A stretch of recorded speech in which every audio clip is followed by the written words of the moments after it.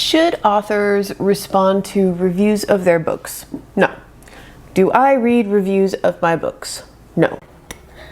Thanks for watching, guys. Don't forget to like and subscribe. This is an ongoing discussion in the book community that just seems to go up and down. It'll die out for a little while and then flare back up again when something like this happens. Jack reads a book and it really rubs him the wrong way. He has a pretty solid online presence, so when he posts his review, it gets around. It is a negative review and he put a little extra mustard on it, but in all seriousness, this book really offended him. And eventually, his review makes its way to the author, Karen. And Karen is not having it because Jack didn't get her book. Because his review actually has factual errors. Because he misinterpreted that thing she wrote on page 92, whatever. She engages. She comments, she responds, she tweets, and intentionally or not, she sicks her fans on him.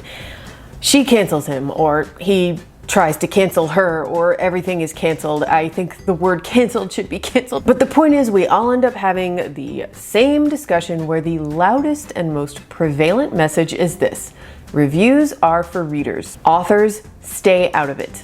I don't seek out and read reviews of my books. I don't scroll through hashtags of my titles or my name on social media. I did when my first book came out. Yes, it's hard to stay away because it's so surreal that finally people out there that you don't even know are reading this thing that you wrote and you want to know what they think of it, of course. So back then, yeah, I checked Goodreads multiple times a day, but that was 7 years and 16 books ago. And now, when my editors send me a trade review for one of my books, by which I mean a review in Kirkus or Publishers Weekly or School Library Journal, I read it, for better or worse.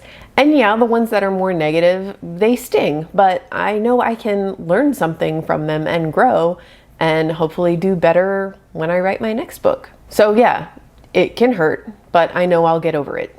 You hear that?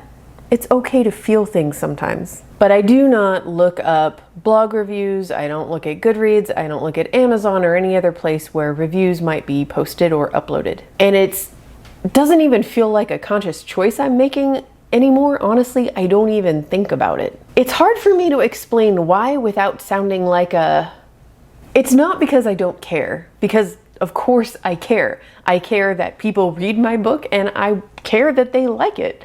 I care if they don't like it. But that itch, that like really strong desire to go look just really faded over the years. And this is different for every author. I know some authors who from the beginning handled reviews really well. They found the negative reviews kind of funny, but didn't feel hurt because they had kind of detached themselves from it, which is great. If you can manage to do that, good for you. On the flip side, I know authors who have given their Goodreads passwords to trusted friends so that they just cannot log in.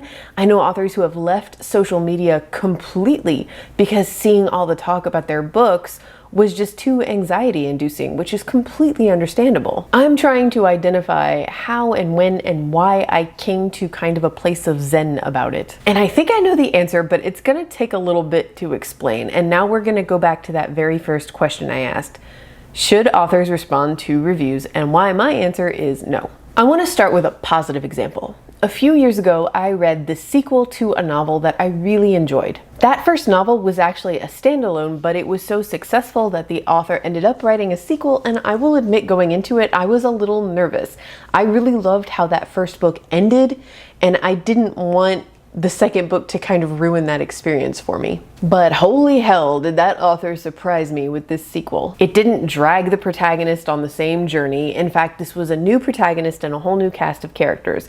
It didn't retroactively destroy all of the cool world building from that first book. It actually expanded on the world in ways I hadn't thought about, but immediately I was like, oh yeah, of course that's how things are now. And it wasn't a repeat of the first plot and themes. It was a whole new story with its own themes. If you are a fandom person, then you know the word headcanon. But if you've never heard that phrase before, I'll try to explain it. Headcanon is you as a reader, as a fan, it's your interpretation of what is real from the story. You infer things from the text, from the canon. And in your mind, these ideas about characters, backstories, world details, they're true. They're as good as canon. Often this is a conscious choice. We take facts from the story and we come to a conclusion that the author never explicitly stated, but we accept it as truth. But sometimes it's not conscious. Based on our individual personalities, our backstories, we might infer things about characters that resonate with us especially, but also about the world, that feel real to us, that feel true, but aren't actually what the author intended. You might know your headcanon is not what the author intended, but sometimes you might not. You might think your headcanon is canon because to you no other interpretation even makes sense. I think that's why sequels are so often a letdown. We have built up these headcanons and we expect certain things as a result, and when the author doesn't deliver, it's obviously a disappointment. In the case of that sequel I read, the opposite happened. No headcanon that I had about what might have happened after that first book was anywhere near as cool as what the author came up with. But hey, we know when we talk about authors responding to reviews, we really mean bad reviews, so let's shift gears and talk about that. To illustrate my point, I want you to try something. Think of as many novels with bisexual protagonists as you can. Sadly, it will probably not be many, and go look them all up on Goodreads. Try to find one that doesn't have both 5-star reviews that rave about the wonderful bi representation and also 1-star drag the author through the mud rants about how this is the worst bi representation ever. I bet you can't find that book. I want to say up front here that yes, some of those books might be objectively just poorly written or poorly handled. And some are no doubt truly excellent, and then we've got everything in between. The core of this particular issue is that there aren't enough books with bisexual protagonists, and that is not the fault of any one particular author. But because there aren't enough of those stories out there, every time one comes out, readers have expectations and hopes that no one story or protagonist or author can fulfill. Some readers will want to see the bisexual protagonist with a love interest of their same gender, others will want to see the opposite. Some will scoff at the happily ever after, others will rage that there isn't a happily ever after. And then there's the, why does this have to be about romance? There should be more to this character's identity than being bi camp. Look, all of that is valid. All of those books should exist and then some. But when you're reading one of those negative reviews, trying to decide whether or not you want to read this one particular book, it can be really hard to tell whether the book really was poorly written, or maybe if the reviewer really wanted an apple and they got an orange instead, or maybe if it's just that negativity gets the clicks. It might be the book, but it might not.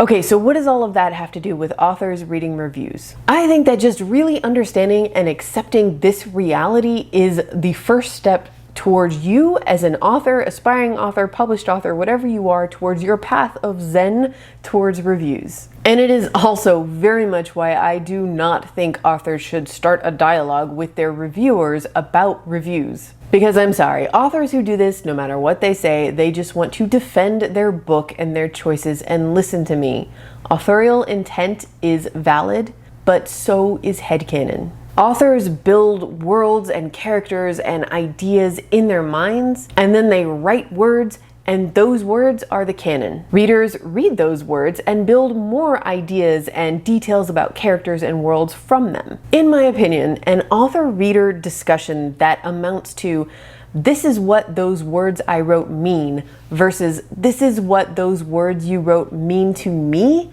is not going to be productive in any way because both parties are right. This is what I'm getting at. Again, just my opinion, but once I finish writing a novel and it is printed and bound and has a price tag on it and is in bookstores and a reader picks it up and buys it, that is their story now.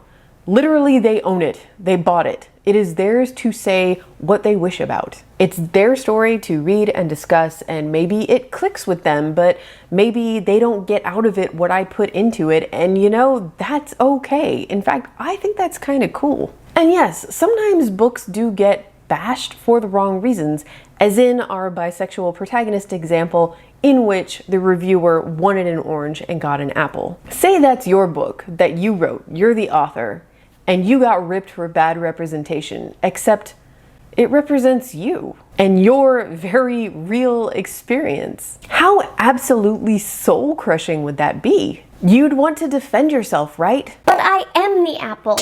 Even though you know it is not going to end well. And no one, not you, not the reviewer, and no one witnessing all this drama is gonna feel any better about it, and minds aren't gonna be changed. So you end up sitting on your hands and letting reviewers rip your book to shreds. How do you deal with that? I will tell you what works for me. Just remember this, only a fraction of readers actually publicly write reviews or contact authors. Why is that helpful? Because it means that your book is going to resonate with so many readers and you will never know. You will never hear from them. I love getting emails from readers, but I have never written one myself in my whole entire life. I have never reached out to an author and said, hey, I really love your book and it meant a lot to me. Maybe I should, but I think the majority of readers don't. For every review you get that hurts, you will never know how many other readers out there you've touched.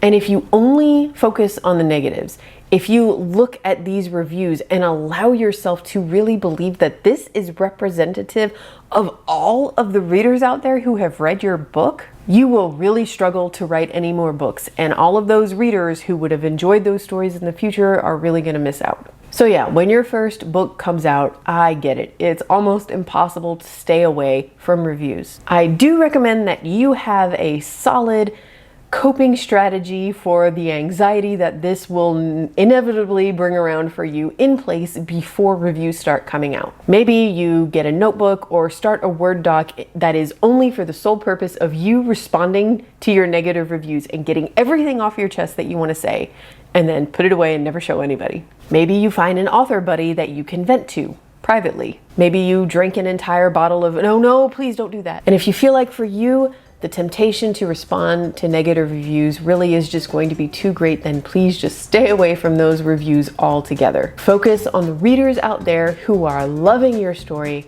and write your next book. Thank you for watching. Don't forget to hit the like button on your way out, and I will see you guys later this week with another video. Bye.